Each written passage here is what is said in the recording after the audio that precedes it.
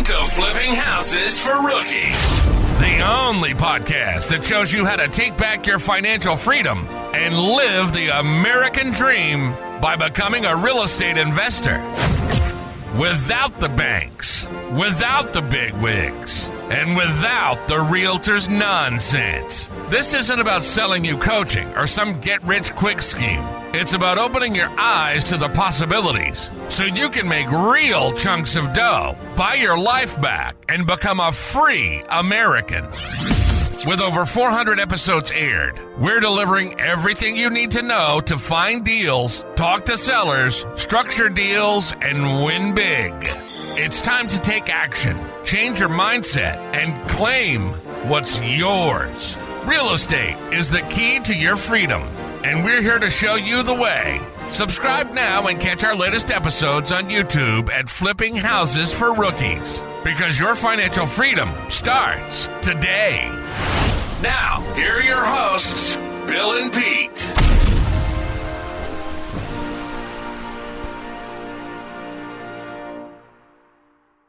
All right, here we are at yet another episode of Flipping Houses for Rookies.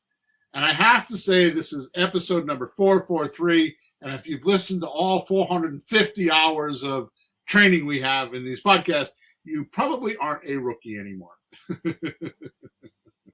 Right? Yeah, professional lister, at least. Professional listener. Exactly. So we are going to dive deep today. And I do promise that we have new things coming. I have newsletters and new communities and all kinds of things for the person that has listened to many of our podcasts here and gotten our introductory information and wants to dive deeper and get more information later on. So all that is coming. I promise. I'm working diligently. I have a new book coming out, and I've been writing the book, and the book is going to spawn off all kinds of coaching programs and all kinds of things. It's just incredible. So I never thought I'd get this far with this crazy stuff. So here we are. In any event, today's title of the podcast is the golden age of creative real estate actually upon us rookies? Here's the description. Is it actually a time where novice real estate entrepreneurs can be on the same playing field as 30-plus year veterans? More important, if you are tired of hearing seasoned investors talk about how they got in at the right time and how real estate deals used to be easier, this single episode is going to take 97% of all rookies from the sidelines and put them in the game. Not only that, it will allow any rookie to play as good, if not better, than seasoned pros. Today's golden era in creative real estate is using powerful technology that allows deal hunting, structuring, and acquiring almost hands-free, and 10 times better deals too. To be blunt, if anyone has a pulse and two brain cells to rub together in this golden age of creative real estate, you can pile up dough like contractors pile up snow during a 5-foot snowstorm in a parking lot. Now listen up. This isn't a nice to listen to episode. This is like an all-you-can-eat buffet that only has value if you haven't eaten in a week. The big boys haven't caught on to this yet, what I'm about to tell you, which means you have a brief window of time now to actually get into the game and put your big boy pants on and actually be a pro, be like them, because they haven't figured it out yet. How was that, Peter? See, I like the way you spin the words. Have you ever thought doing a song lyrics? I think you could be like, Elton John's next lyricist. Come on, that's some good. I'm just smiling That's at a your compliment. It's your the imagery. You talk about imagery, but like you come up with the, obviously it's winter, piling up snow in this parking lot. Like it's winter, folks. It just snowed. He's got inspiration. He used a snowblower, 2 days ago, Sunday. He was so happy. It was Monday morning. It was so cool, right, Bill? Yeah. The snowblower was old like me and dependable like me. Mm-hmm. All right, let's do some housekeeping. So I'm going to drop some bombs today. I promise I'm going to drop some bombs. All I'm going to say is if you want any of them or you want more information about what I'm going to talk about today, you need to go to flippinghousesforrookies@gmail.com. And I will send you back either where you can get them or I will tell you how you can implement them or help you. So there are no links in the chat. Actually, I mean, in the description. Actually, there is a link, but I don't remember what it is. It's not anything important. Right? Mm-hmm. Oh no, I put the email address. I put the email address in today's description. So if you're looking for the email address later on, you can find it there. All right. Mm-hmm. So that's pretty much it. Make sure you subscribe to us wherever you're watching us or listening to us. Make sure you like us, and if you give us a 5-star review and send them to the same email address, flippinghousesforrookies@gmail.com, I'll send you gifts and bonuses. So I'm ethically bribing you right now to give us a 5-star review. So actually, I'm not ethically bribing you. You've already decided you want to do it, but you stop listening to this podcast and you forget about it later on. So I'm trying to make it so you won't forget about it later on. Got it. So that's it, Peter. So here we go. Are you ready? Let's go. On your marks, get set, go. So let's start off Bill style today and talk about what does golden age mean. So definition is this: a period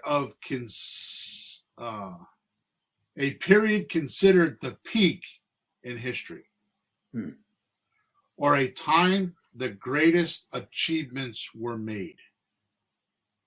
Yeah, I like that second half. I like that second half. Yeah, me too. Golden age is a period considered the peak in history or a time the greatest achievements were made. Mm-hmm. If you look at how this word derived, meaning where it came from, you will see that it's a root, like where the core of the name came from Greek and Roman poets. They used it to mean living in an ideal time period.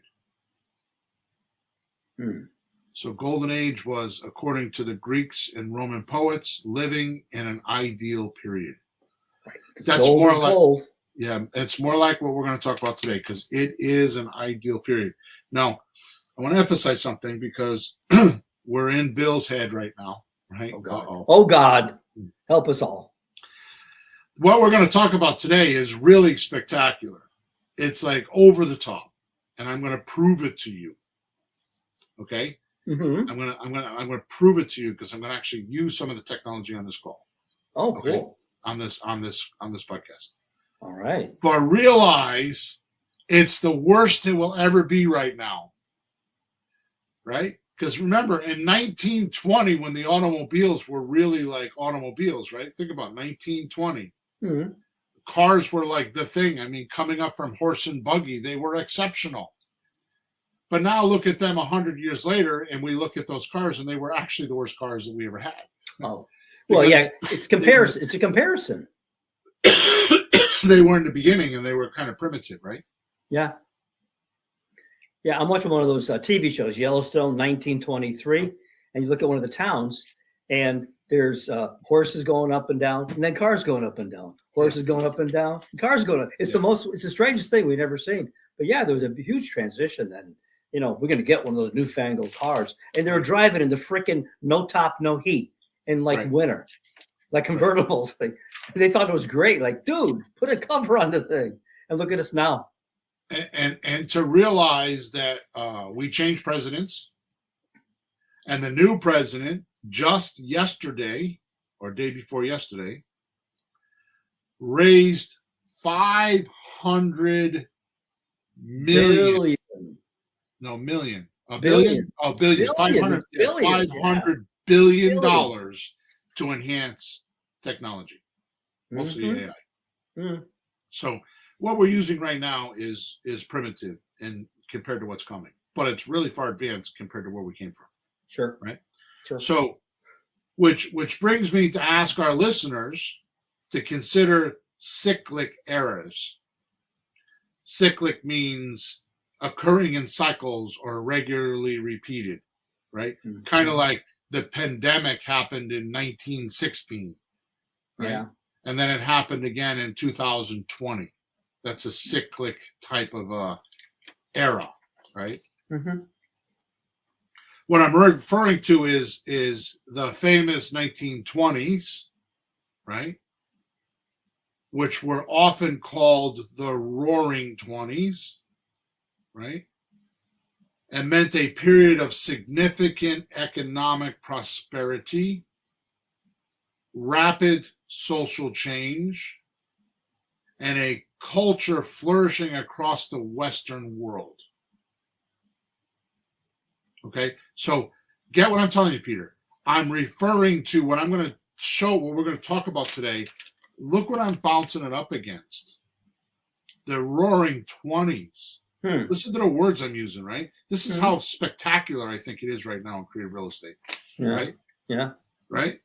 It's the Roaring 20s. I mean, we're in the 20s, aren't we? We're in the 2020s, not the 1920s, but we're in the 2020s. Oh, we're there, and we need to roar. Right.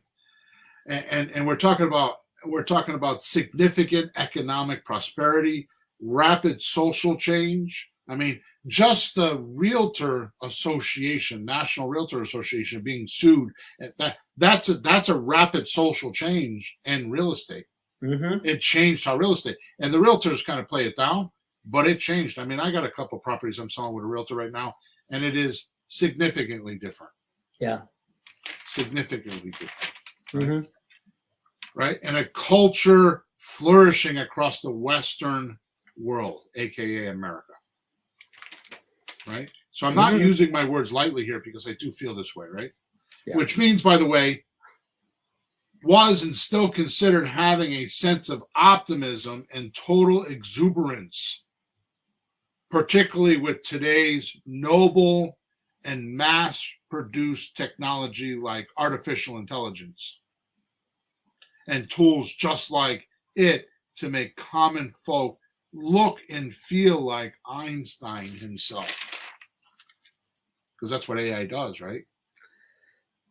Yeah, I saw some of the announcements of things it could do, like with health. They started with health, cancer and things like that, not just make money or something. They're talking about all the things it can do. Now, I'm hoping it's going to do one more thing that I guess they talk about. But when they do this, one guy said this morning, garbage in, garbage out. So I hope they teach the AI to notice maybe that's garbage. What else you guys have? Right. Right.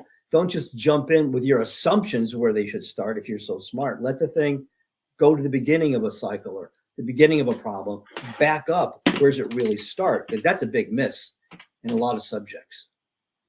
They don't get the real beginning where you got to start the thing, and they assume we should be going this direction. Don't do that. Right. But if it's as smart as they think it is, it should kind of sort that out and maybe tell us what it should do. So check this out. I heard an interview, and I'd be goddamn if I could remember who it was, or I was reading a book. It was about AI. This is the only book I bought about AI, and I don't remember. I don't know where I put it. Otherwise, I would read you the quote, and I can't. I could see the book, and I don't remember the guy's name. He worked for Google. Google's number one, and Google was started by one person. Right, I forgot his name. Let me see if I get Larry Page, I think, and Sergey Brin. I think I guess it was two people. Well, they started in 1998. Wow. Right, so that's 27 years ago. And this guy that I was reading a book knew them, and he was at a party, and he spoke to Sergey. Right. Yeah. I said, how's it going? And he says, it's going okay. So they're talking. And he said to him, well, you realize, because they started the search engine, right? The free search engine, and it didn't have anything on the page. That was the big thing. They were up against Yahoo at the time, right? And Yahoo had a bunch of ads, and they were trying to monetize the page. Google wasn't interested in that. What Sergey told him is you don't understand. Google was designed for artificial intelligence information gathering. That was 27 years ago. It started from the beginning for that. 27 years ago. That's why Google was invented. Jeez. Okay? That was the purpose of it. So they've had 27 years. And Google owns what they call Gemini, which is an AI tool. And it is the toppest of the technology because they've had 27 years to not only gather information, but to develop the technology. Yeah. Now, when you do a search on Google, on the top of Google, 98% of the time, it's AI answering the question. Right? It's not doing a search. It's going to AI, and AI is doing the search. Gemini, right? So this is one of the reasons why we're in a golden era, right? And this comes about. I tell you why this comes about. Yeah. Because my birthday was just recently. And my kids always ask me, what do you want to do? And I never pick gifts. I mean, I used to have them buy me books and stuff, but that's lame, right? So I make them. I don't make them. I ask them to spend the day with me. So we live in Connecticut, and I hadn't been to the Rhode Island mansions in a very long time. And we went a few weeks back to the Breakers, which is one of the more popular mansions up there. And it's all about the golden era, right? Back then, 100 years ago, the Vanderbilts, all the guys with the money, the railroads and the oil, they built these huge mansions before there was income tax, by the way. Right. Yeah, they talk about why there was a depression, and I don't know why they don't talk about it enough, but the depression was caused by income tax. It was actually, and the reason why I know that is because if you listen to the book, and I say listen because you can get it on YouTube now, or read the book. If you read the book, The Creature? Yeah, Creature from Jekyll Island, he talks about the depression in there. He talks about the set taxes and the guys that created our money, the Chases and the Rockefellers and the Childresses or Childresses from England, Childs or whatever they're called, right? They created a depression with income tax, right? All right, so how does the ungeeky guy or woman, usually a guy in our case, lay their hands onto such sophisticated technology without chewing up their wallet and their precious time trying to figure it out? Right? And not to pick on you, Peter, because normally I do pick on you about your age, but today I'm not. I have the fortunate ability of having to deal with you, right? And sometimes you could be a royal pain in the ass, and you know that. Right, especially when it comes to your questions and technology, because you get hung up on all the significances that really don't matter, but in your mind, to make things work, they matter. So I go through that with you, and I have a couple other friends that I go through this with. I go through it myself. My daughter has to put up with me, who is 31 or 32 years old. She has to put up with me. It's just the way the world is, right? So obviously, we did not grow up with this technology, right? No, they teach it in school now. Yeah. Yeah, I find a lot of us get on the computer and work on things, but nothing is explained in even what you call things. I know what to do sometimes, though I don't know what it's called. I just do it. So the theory is lacking. The doing isn't too bad, but it's awkward, know. And I've learned a lot, and I've come a long way. The problem is guys like us, and you too, we only ask when we don't know what we're doing. So the only time you ever hear from us is when we have a problem. 90% of the time we're fine, 10%, maybe not, but we're getting there. All right. So enough of this blah, blah, blah. All right. So what I'm going to do is I'm going to show you an example of what I'm talking about. Yeah. So this is, I'm going to call one of our brand new AI voice assistants and act like I'm a seller who wants questions and answers. Now realize this is an inbound call. We're working on inbound calls and outbound agents. So an inbound call is when somebody calls in and has questions, right? Okay. Outbound is when the assistant actually calls out. Yeah, calls potential customers, leads, but this is somebody's calling back. So the conversation the AI is doing is responding to somebody who should have some interest. Right.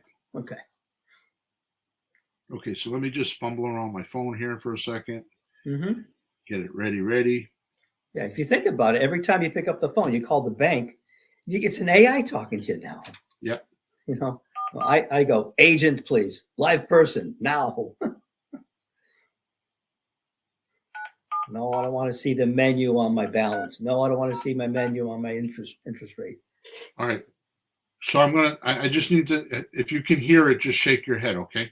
Because I want to make sure everybody else can hear it. Because otherwise, if I talk, she'll be trying to answer my questions. Ready? Can you hear it ringing?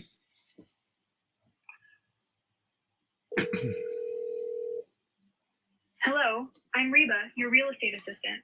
I can answer questions, get cash offers, schedule meetings, or connect you with an agent. How can I assist you today? I have a house for sale. Great. I can help with that. Could you tell me your first name? Yeah, it's Bill. Nice to meet you, Bill. What's your last name? Hawthorne. Thanks, Bill Hawthorne. What's the best email address for you? It's 123, actually flippinghousesforrookies@gmail.com. Got it. And what's the best phone number to reach you at? It's 203-537-6666. Thanks for that. What's your reason for wanting to sell? My wife wants to move to Florida, and I can't get her off that, so I'm going to have to sell my house in Connecticut and move to Florida. The Sunshine State is calling. How soon are you looking to sell? Is it as soon as possible within the next 30 to 90 days or no immediate rush? There's no immediate rush, but the right price could probably motivate me to go sooner than later. Got it. What condition is your property in? Would you say it's excellent, needs minor repairs, or needs major repairs? I would say it needs minor repairs. Thanks for sharing that. Is your mortgage up to date, or are you behind on payments? No, it's up to date. It's actually free and clear.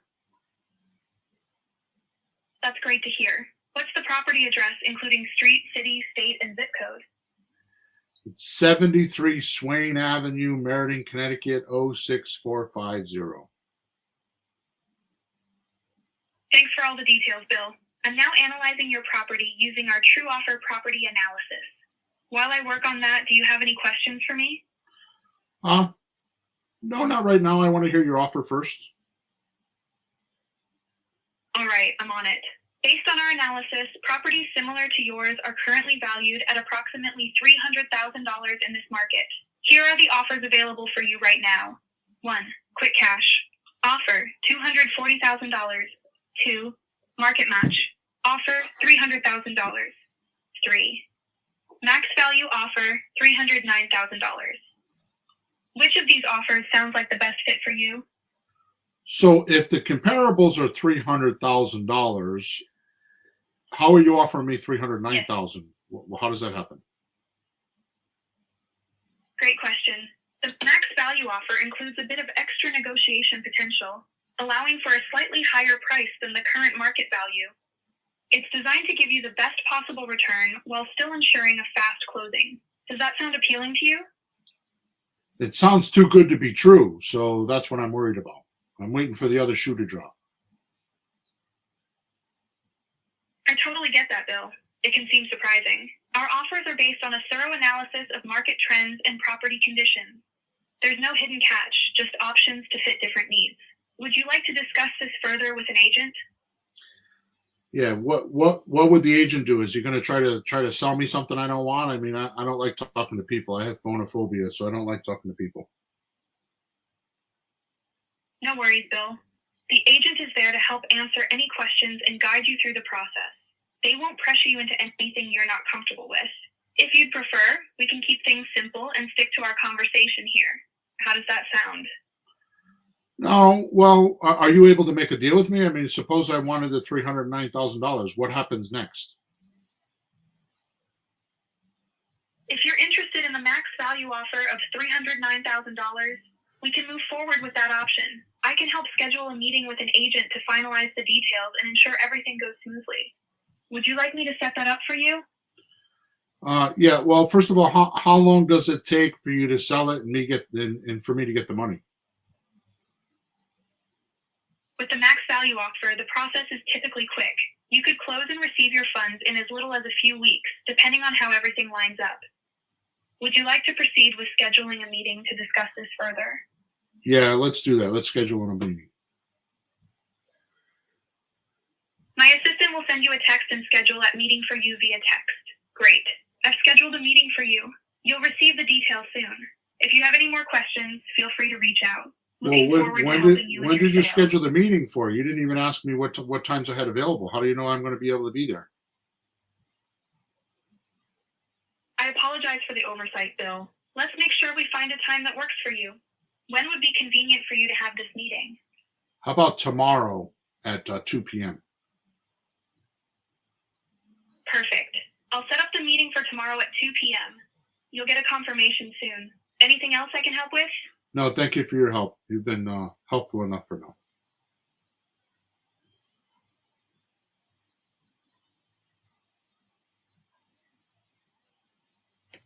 I don't know what happened to her, but I hung up. Could you hear that okay? Absolutely. That was, I think I heard some AIs that you're working on a little while ago. This one was crazy. I mean, the part I like best? You're not going to believe it. When you said, my wife wants to move to Florida, she goes, the Sunshine State. Yeah. Seriously, just to have like the wherewithal, AI intelligence-wise, to just have something like a human answer, like, it's the Sunshine State. Right. I mean, seriously. But, even if you know it's an AI, what do you care? You want to sell the house, that's the data. Whether it's a person, the data is the data. And eventually somebody gets on the phone and, you can sort it out. But, man, to get all that without having to talk to a person, oh, my God. Perfect for the millennial age, I suppose, huh? Right.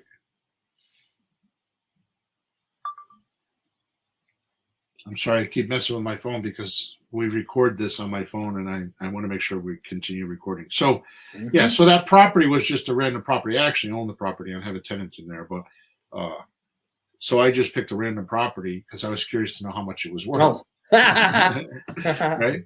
Yeah. But the point is that she's an agent because she said, I'm Reba, an agent. So we're not trying to pawn off that it's some human doing that it's actually an assistant. Like you said, when you call insurance companies or you call big companies, like any of those, you're going to go through the dialer system, right? Yeah, and you're not offended. That's just how it is now. And you hope that they're saving you money in the business and the company that you're part of as a client by not having to pay some person. Okay, fine, I'll deal with that if it saves me some money. Just as long as it gets you there, then you get a person when you need them. Right. So it's pretty awesome, right? I mean, there's not much of a lag between my question and her answer. That's the biggest thing. That's what's been the holdup is the technology, because it used to be in the back office. What would happen is the conversation, my voice and her voice would have to be transcribed, and it would read the transcription and then make the answer. Yeah. And that has changed somehow. I don't know the technical aspect of it yet, but that has changed somehow. So there's like milliseconds of a lag between the questions and the answers. All right. Somebody taught the AI to do speed reading. Right. Yeah. So I think that's pretty cool. Right. And we will soon have an agent that will do outbound calls like that. Yeah. But check this out. So, all right. So you got an inbound operator like I just had, right? So the first question that most of you should have on their mind right about now is, how do you find or hunt deals or find these sellers to call you? Mm-hmm. Sure. Right? Like a bloodhound in a jailbreak, right? How where do you get that agent from, right? Yeah, That bloodhound in a jailbreak, right? How about this automation tool, right? Yeah.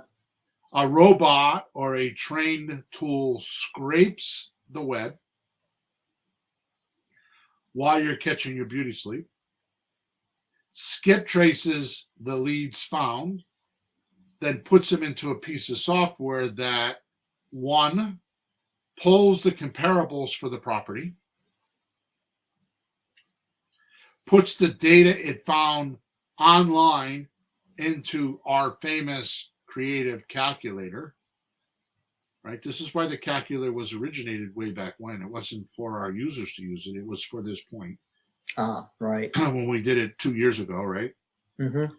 Then this robot figures out a slot deal.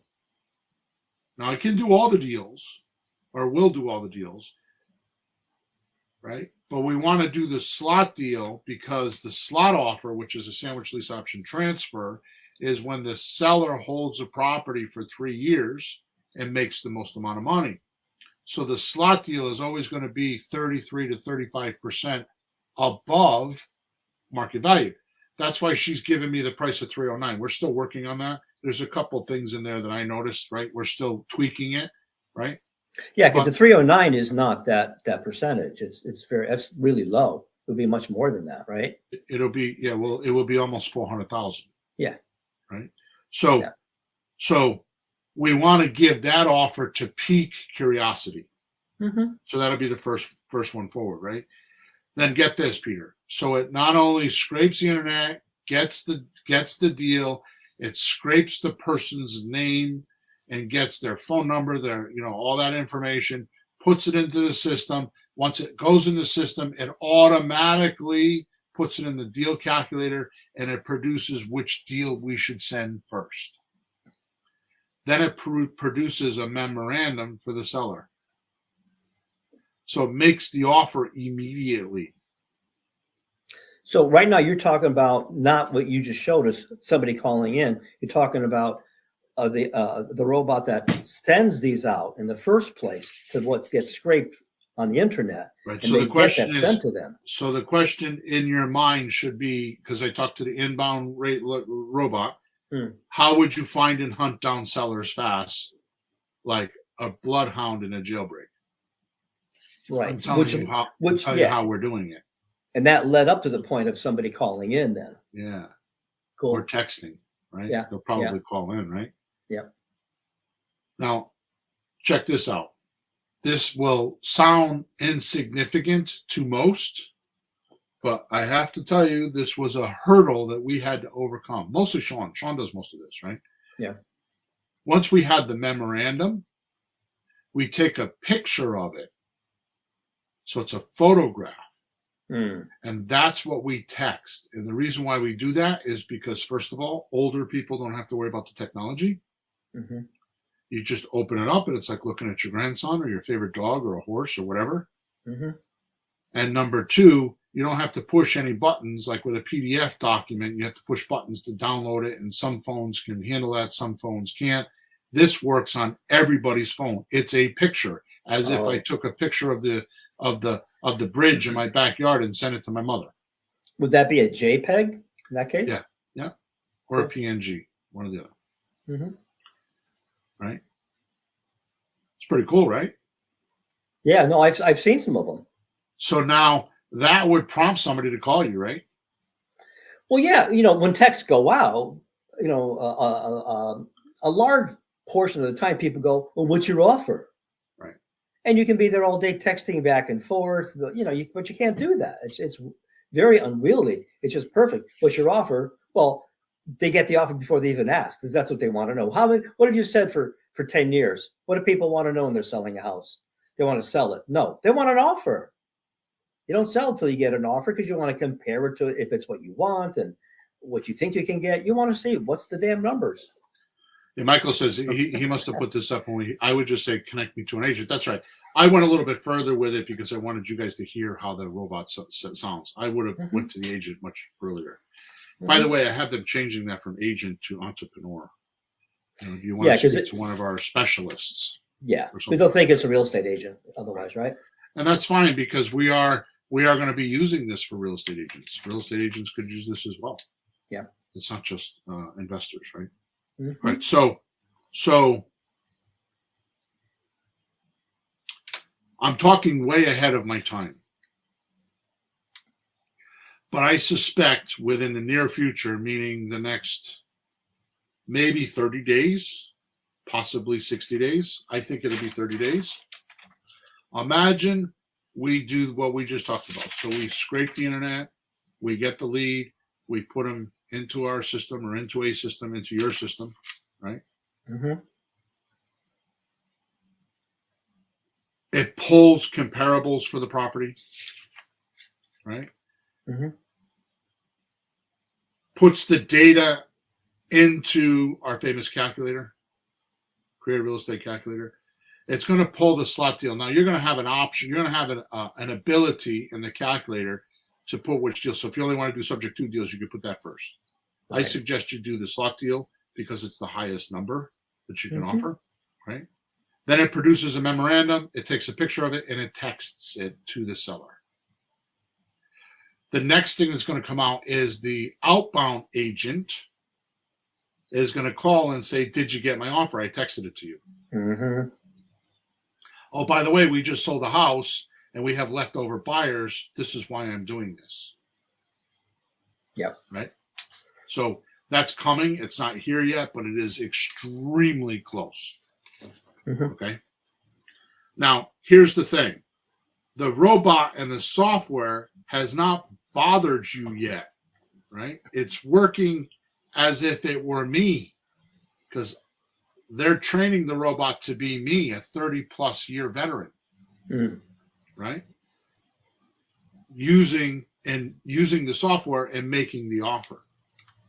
So the robot is supposed to be a mini me, right? With a nicer voice. Yeah, and probably a better attitude. And no cigar. No cigar. No, but everybody feels comfortable talking to a nice lady, so that's perfect. Right. And like I said, we're using JPEG and PNG pictures so the texter or the seller receives it. There's no technical issue. So like in our particular case, I think we get between 75 and 100 leads a day. Yeah. So now, as of the release of this, we are now making we should be. We're still working on that because there's a few things going on there, but because of our VA. But we have the potential of sending out 75 to 100 offers a day. Automatic. While I'm in bed sleeping and while you're exercising or whatever you do, cutting your grass or whatever you're doing, right? Mm-hmm. So do you think you can buy properties if you're making, 25 offers a day? Automated? We call it our offer blaster. They're struggling with the name right now because supposedly somebody else has that name. But now listen closely. These tools are not just nice to have, are they? No, because someone else has it and you don't have it. Like anything, you're in the horse and there's a buggy going down the road, or you're in the buggy and someone's got a Corvette. Right. So there's a difference between feasting at the all-you-can-eat buffet and out back scrounging for the scraps in the buffet's dumpster. There's a big difference because this is why I'm telling you this is the golden era, because I'm going to talk about it in a few minutes, but the point is if you're not using this technology, and I am, that's the difference between me being in the buffet and, eating and having a good old time, and you're out back in the dumpster scrounging around for scraps. Okay. Yeah. Now, right. just in case you think I've dazzled you, don't believe it because I have more. What if while you were working your 9-to-5 job, which I truly, truly am sorry for that, and that's not a dig or condemnation or anything like that. I really am sorry that you. I mean, my wife does it, and I watch her go through it all the time, and I don't know why she does it, but she does it. But if you're busy doing something else, or hell, you don't even want to work, you want to just be with your grandkids and go to the beach, right? Another AI voice robot calls all of these people you texted these offers to and did this. This is what I'm talking about. 1, talk to the sellers that called in just like the call I just did. 2, left. Now this is important. This is and we talked about this. I've been talking about this for a while, and I can't get it done. We talked about this on the coaching call because this is the make break point that I can't get enough of my coaching clients and my staff to do, and is the reason why we are not making enough deals. We're making deals, but not enough deals. You need to, because when I was back during the pandemic times, which was a year or 2 ago, I was in my coaching group. I had a deal hunting mastery that I used to do once a month. And I had a WhatsApp group for these guys. And what I used to do is I used to go in the WhatsApp group and say, hey, it's Wednesday afternoon. I'm going to work from 3 until 5 today. Do you guys want to come and join me and watch me work? Mm-hmm. And I would put them on a Zoom call, and I would go into the system, and I would call people and talk to people, and I would just do my daily work while they were watching me, right? It was really awesome. And I learned just as much as they did, right? Because they had questions I had no idea they had questions about. Mm-hmm. But here's my point. This is when I figured this out. You need to leave 9 to 13 voice messages about the 33% over market offer you have for them. 9 to 13 messages for a couple reasons. Number 1, I don't answer my voice messages that much anymore. I probably answer them twice a week. Number 1, I text almost everywhere. And the biggest reason why is because I'm an Apple guy, so my text comes up on my computer. Probably 80% of my texting is done on my computer while I'm working. It's not done on my phone. The other, probably about 15% is when I'm driving and I talk into the phone, texting, and then the other 5% is me actually texting. Right? So here's my point is, you need to leave 9 to 13 voice messages to get somebody's attention. That follow-up that we used to say was 35% is now double. It's about 70% of your deals are coming from follow-up because people are not paying attention. Right? They're just not paying attention. They're distracted. Mm-hmm. Does that make sense? Sure. Yeah. There's a lot of communication going everywhere. Right. 3 channels on the TV, and now it's 1,000. Right. So it's just too much stuff everywhere. Right. So I don't want to get into this, but I'll have you know that I have tripped upon some idea that has got me into a completely different universe than I've ever been in my entire 61 years. Really? Yep. And that is drifters. Most people are drifters. They're just drifting through life, and they're just whatever, and they don't have their attention fixed on any one thing, and they're being pushed around like a pinball machine, with the ball bouncing around, just goes here and goes there, randomly, just goes wherever the least path of resistance is. Mm-hmm. And 98% of population is or are drifters. The difference between the guys that make it and the guys that don't, and I mean, when I say guys, I mean girls too, but the people that make it and don't make it is about 2 or 3% are not drifters. They're non-drifters. They have goals, they're focused, and they're thinking. Their thinking is not invaded by the environment and other people's ideas. So you need to realize when you're texting someone or talking to somebody, they're a drifter.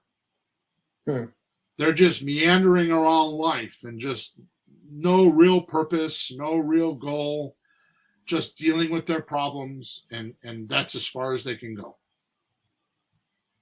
You need to invade that drifting and give them a purpose. Right? Mm-hmm. Which brings me to number 3. They actually talked to the seller, right? So this agent left 9 to 13 messages, or they actually talked to the seller and made an appointment for you. So when you were done with your 9 to 5er, you would have actual real appointments with pre-qualified, motivated sellers that just wanted to know more about the offer that you already sent them. Mm. That was designed by me. It's my offer for you. Right? Yep. Do you think life would change when you had a few of these sellers saying yes? Right? I think so. Well, sure. But let's push on. Let's push forward because it's not over yet. Wait, there's more? What do you do when the seller says yes? Well, you now call upon your document producer agent to fill out all of the documents you need for the seller to sign up and make everything as legal as marijuana in Colorado. Or 21 being the drinking age. Or banks having to pay interest on deposited funds. It's as legal as any of that. But we're not done yet, because now you get the documents. What do you once you get the deal? So now you get the documents. The agent produced the documents for you. So how much work are you doing so far? Right? This is why I say it makes you look like you're Einstein. Mm-hmm. Right? Now you got the documents and they sign them. You send them over, we'll say DocuSign or whatever, and you get them signed, right?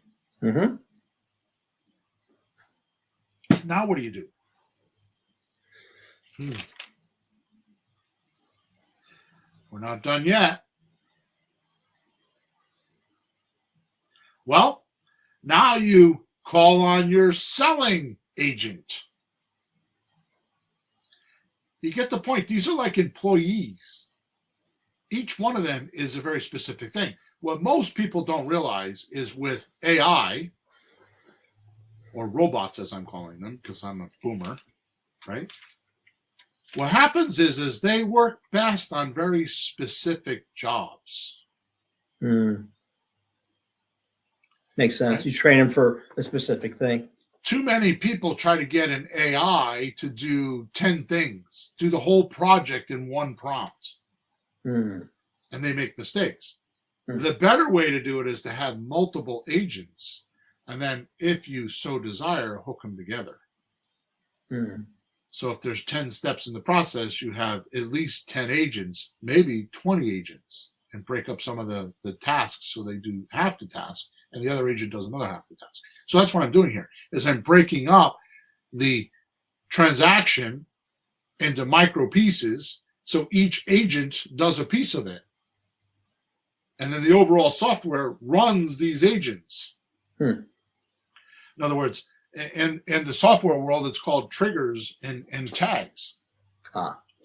So when one gets done, it triggers the next agent to do the next step. Right? So now you're going to trigger your selling assistant agent, right? And this agent will take all of your buyers' texts and calls and show a house. They actually show the house. They send people to the house and they show it to them. Now you're going to talk about an empty house with a lockbox on it, and they're going to send the buyer is going to send you a picture of their driver's license, and the agent's going to say, okay, I got your driver's license.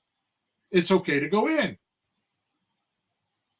Right? So by the way, if something happens in that property during that time period, what do you have? You have their license, their So ID, their phone number, and a police phone number. You pull all that data together and give it to the cop and say, here are the people that were in the house that day. Yeah. Right? Run the plates. Yep. So you get then once they're in the house, you get the buyer to actually fill out an application because the agent's going to send them the documents, what I used to call the flyer pack. It sends them the documents, which has a how does this work? Frequently asked questions. It's 2 pages. It's got like an MLS sheet that shows the property description and how many square feet and all that kind of stuff.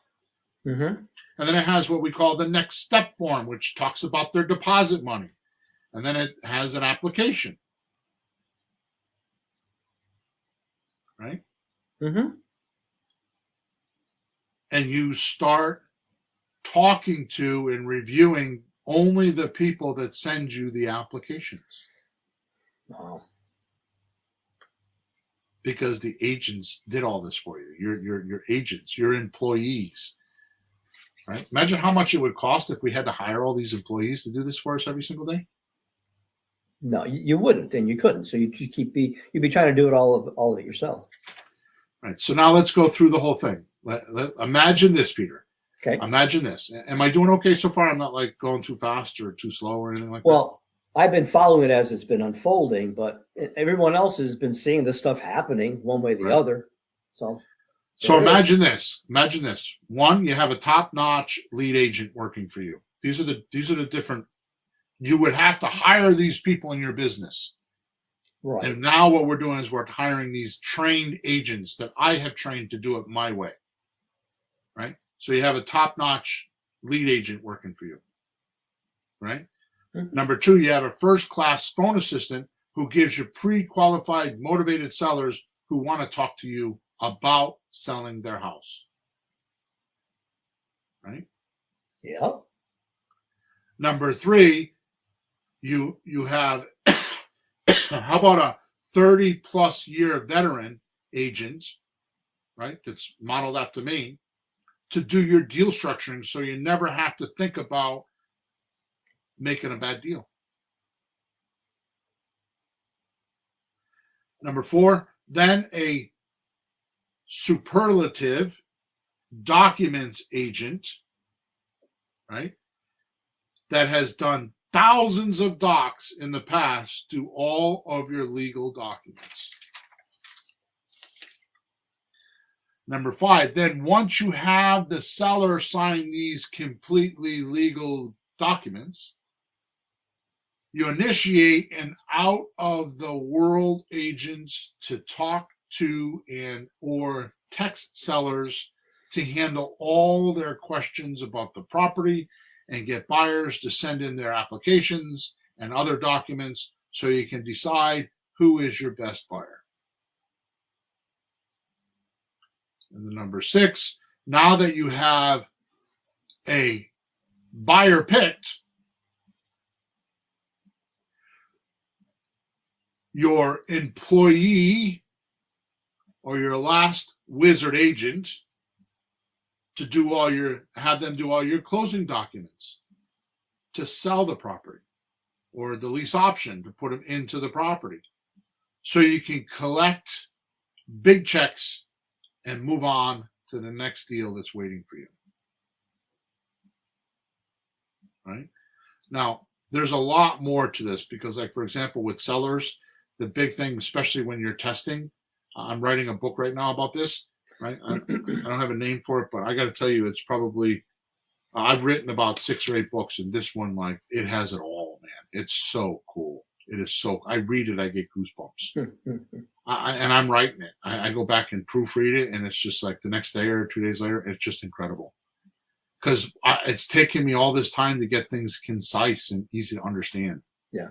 And I just keep, so it's all these things that keep dropping here on the podcast, these little pieces of wisdom, all in one place, a concise place. It's all together in order and duplicatable, right? So one of the things that I'm not talking about here is that when you're testing and you're first doing deals, the most powerful thing you have is building a buyer's list. The agent's going to do all that. Going to build you a buyer's list. So when you get a new property, you can have an agent send out an SMS or a text message and an email and say, I got this property. Right? And I haven't told my partners this yet, but the offer that they have, the offer that they're giving, this is something I got in the mail. Mm-hmm. That's how I want my offers to look like. Oh. So it's actually got a picture of the house. Nice. So when they get that text, it'll be a picture of their house. Mm-hmm. So I haven't talked to Sean about that. So once we get the bugs worked out of our offer blaster, I'm going to make one of those, and we're going to input the picture onto the offer so they can, when they open their text up, they're going to see it. Anyways, I'm ahead of myself. So as you can see, bluntly, if anyone has a pulse and at least 2 brain cells to rub together today, they can do creative real estate deals. Today's tools are like going from a horse and buggy to NASCAR and winning the Daytona 500. Fact. The real estate game has changed. And trying to do it like us old timers had to do it is like driving for dollars in 1985.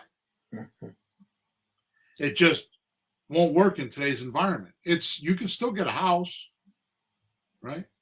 You could still do deals, but not to the volume that you have to do now. The number one thing that has happened is that a lot of people are doing it, so there's more choices for our sellers, right? So if there were 100 sellers in a market, there might have been before 3 to 5 people like us that would do that. Yep. Now I think there's 40 or 50. Sure. But here's the thing. There's not really 40 or 50. There's still the 3 to 5 that are doing deals. But there's 40 to 50 that are amateurs or rookies, and they bought a piece of software and they're doing the outflow. They're sending the text and they're getting the conversation started, but they can't back up the conversations. So when you have, and I know this because, and I have recordings of me talking to sellers, like hundreds of them, right? Yep. That I have on my computer, and I can prove all this, right? When somebody says, "Oh, I get 10 of these texts a day," what do I say, Peter? Did you get an offer? Did they show up? That's right. Yeah, the last house we went to, he goes like, no one showed up yet, just you guys. And we made a big mistake because I told him I was going to send him documents on Saturday, and did not send him the documents on Saturday. My fault. And by Monday, he had a realtor because he said, "You guys said you were going to send documents," and I didn't get them, so I went with the realtor. That's how it is nowadays. Yeah, you got to. Well, we always know you got to move fast, but yeah, with those other 40 or 50 people, they feel they have so many options, they can pick and choose. They're not like desperate. Not options like an option agreement. They have choices. They have options with a small O. They have other choices and other opportunities. Yeah. Right. So they think. Yeah. Right. But they're also getting. I've been talking to a lot of people lately, and they also get the problems with the realtor system. They've heard about it. They know what's going on, and they want somebody to help them. And they know they have. I got properties that are over leveraged. They can't sell them with the realtor. They got no choice. So they like what we can do as investors with a Sand release option trade. They like it because they got no choice. That never changes. A real motivated seller, but you have to be there, show up, and just do it quick. So I just want to inject this a little bit because I had a huge realization the other day, and I didn't tell you this. Oh. Yeah, so I've been saying that we're overloaded with information, but we're starving for wisdom, right? I figured something out. Yeah. It just popped in my head when I was writing something, right? Which happens a lot. Here's what the deal is. We're overloaded with information that's unproven.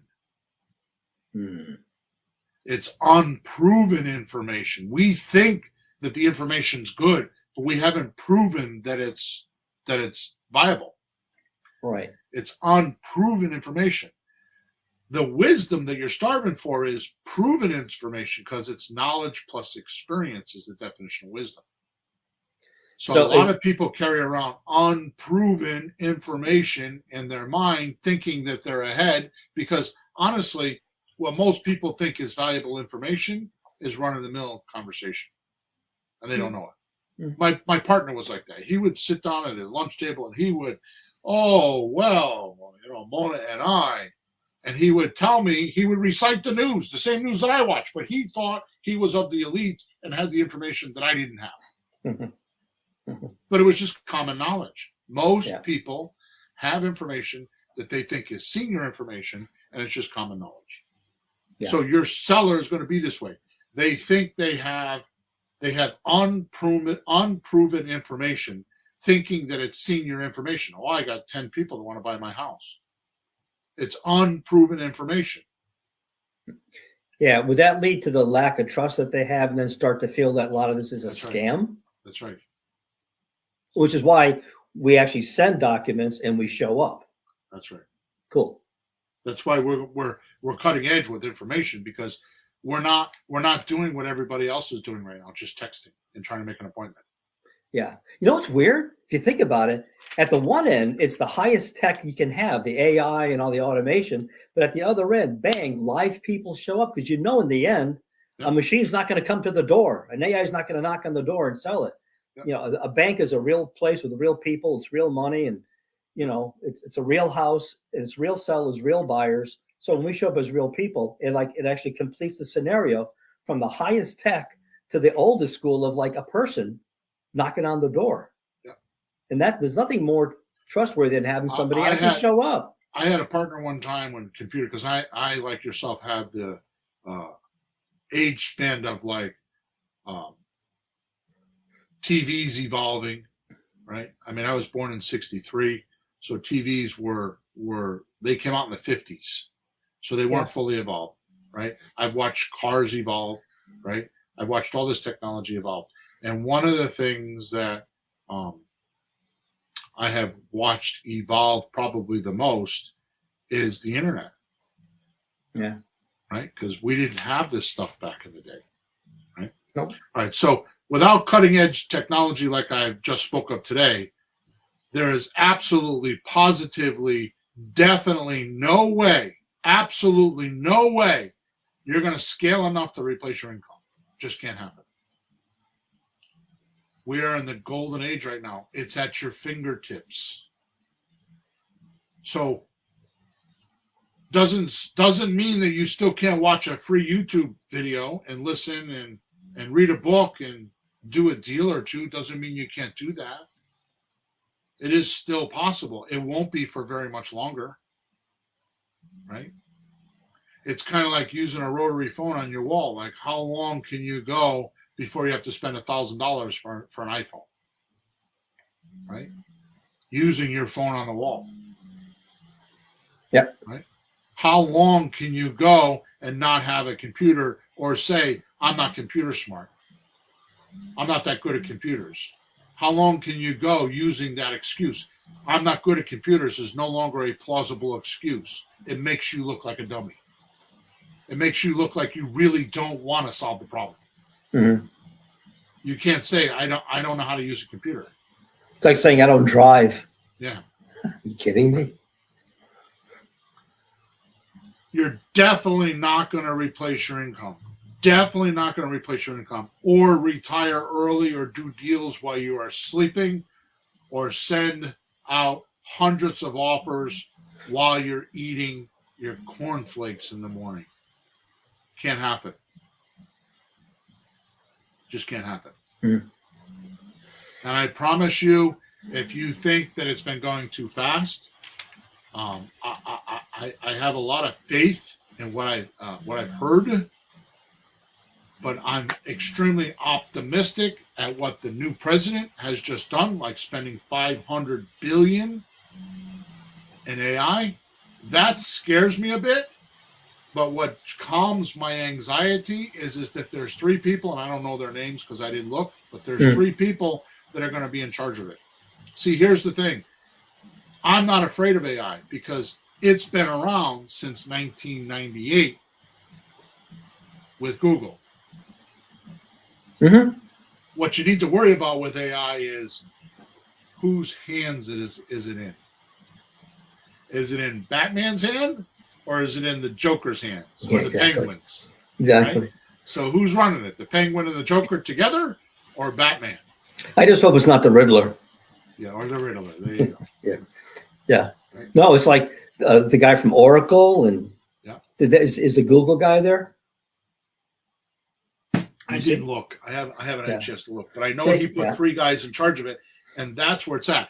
And why do you think a president would do that, Peter? Why do you think he would do that? What, have 3 people? No. Why do you think he would go into the private sector and make sure there's $500 billion in resources to develop AI? Why is he doing that? Well, the government doesn't get anything right. So I think you need private sector. I mean, the money is coming from, I think it's Japan, SoftBank. Why would the president of the United States want to do that? Well, maybe because that way politicians can't change it next time, and right? You're missing the point. Go ahead then. There's other countries that have development that have, like China and other countries that have developed this software. Like, I'll give you a classic example. We had a shortage of cars in this country because the chips for the computers were made in Korea or some other country. Well, the raw materials were coming from China, and then we made the raw materials. Yeah. Then go back. We were of the mercy. We can't be the free world if we're relying on somebody else for our supplies, right? So we can't be the free world if somebody else has better AI than we do.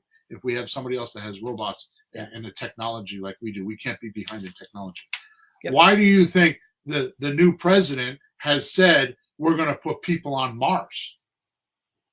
Why do you think that is? Do you think it's important that we go to Mars? No, we're the free world, right? And I know that it's probably a little bit. I mean, it gave me a knot in my stomach when I had a couple of youngins tell me, well, how do you know in 1969 we were really on the moon? All we saw was on TV. Was it fake? Was it Hollywood? Right? So I don't know. But I do know that I'm optimistic because when I hear a president, not the president that we're talking about, I'm talking about a president that does that, that means we are in a new era. We are in the golden age. We are at a point. And I promise you, at some point, it will go the other way, just like with real estate. We were in a great place with real estate until everyone else wanted to do it. Now we're in an overcrowded market with other investors and other entrepreneurs all trying to do the same thing. The difference is who's a drifter and who's a non-drifter. Because non-drifters will pay attention. They'll do what they're supposed to. They'll use the right technology. They'll focus in. They'll have a plan, like I want to do this many deals. They'll have a purpose and a plan to use the technology. And when you have a plan and you're focused like that, guess what doesn't happen in your mind? Negative energy doesn't enter because positive energy is much stronger than negative energy, and it trumps the negative energy. So when you have a positive goal and you have positive energies and you have positive purposes, it knocks everything else out. So I guess lucky for us, the AI doesn't have much emotion, huh? Yeah, there you go. All right. So if you're curious about any of these tools I spoke of today, I would gladly give anyone a one-on-one demo. I have to sneeze. Hang on. Excuse me. I would gladly give anyone a one-on-one demo so you can see how they work, just like what I did earlier with the call. And if you're curious about it, it's not a sales call unless you want it to be. But I can show you how to do all that. Just send an email to flippinghousesforrookies@gmail.com. And either myself or I have 5 guys that give demos every day. Or there's 5 guys and girls that give demos every day. I could hook you up with one of them, and we can show you how all this works. So, because I'm just kind of, so basically here's what I'm doing at the end of this podcast. You ready? Yeah. I'm proving what I'm going to tell you. Right? Because what did I tell you before? What do we have with information? We have unproven data. I don't want to give you unproven data. I want to show it to you. I want to go on this Zoom call and click and point and show you how it works. I'll open my account and show you how we're doing it in my account, or one of my reps will do that. Mm-hmm. Right? This is not about me making money. I make money. I do real estate. Mm-hmm. And I have other companies. I make money. I always manage to make money. Even when it's really bad, I manage to make money. Mm-hmm. Right? You know that. You've been around me for a long time. Sure. It's not about that. It's about you making money and getting caught up. It's about you becoming that new 30-plus year veteran, right? Because really, I came out with a few months ago, how to skip the beginning steps of a creative real estate investor. And that's what I've done. It's not sexy enough to talk about, but that's really what I've done is I've taken all the beginner steps out. There is no more. I have fully backed up. Real estate is made to do, not learn. Because you'll learn how to do it while you're doing it. And I promise you, when I release my new book, and I would tell you that, I would tell you that what the name of the book is, but I haven't come up with that title, that name yet. I have a few names, but it's not catchy enough yet. And it's all there. It's all there. So thank you for listening to us today. Hopefully you enjoyed everything. Hopefully you got the message, and hopefully you'll get off the sidelines and you'll get in the game and you'll start making money, right? Because that's what my intention is to watch you make money. I want to be around people that are making money. I actually have, and I've been too busy, but I actually aspire to going on a cruise, you and I, Peter, going on a cruise with all the people that have made money from real estate and have a blast for 3 days in some Caribbean island or something. And just, we'll have some, afternoon sessions to talk about real estate, but I aspire to that time period where we have enough people making money that they just come there and they just tell their stories about how they did the things that we helped them with. And I just completely aspire to that. Wow, that sounds awesome. You got my attention. Yeah. All right. So make sure you subscribe to us wherever you're watching us or listening to us. Make sure you like us. Make sure you leave a review. If you want to take leave a 5-star review and take a snapshot or a picture of that review and send it to flippinghousesforrookies@gmail.com. I will send you hundreds of dollars worth of tools, scripts and tools and courses and whatever you ask for, I will probably give to you, because my job is not to be an internet salesperson. My job is to help you get through deals. And pretty soon I'm going to have a community that you'll be able to join. And in that community, you can get coaching for not a lot of money in that community. So that's what I'm aspiring to. So I really want to help. That's what I'm trying to tell people. So enough. We're at 11 minutes past the hour. Thank you for listening. Thank you for your support. If you have questions, you can go to Flipping Houses for Rookies @gmail.com, or you can go to Flipping Houses for Rookies, or go to Creative REI Replay, and you can catch us there. Okay, guys, have a good week. Flourish and prosper, and we will chat at you at podcast number 444. That's the next one. Good day. This has been Flipping Houses for Rookies. The American Dream. What is it? It's called financial freedom, and with real estate, you'll have it.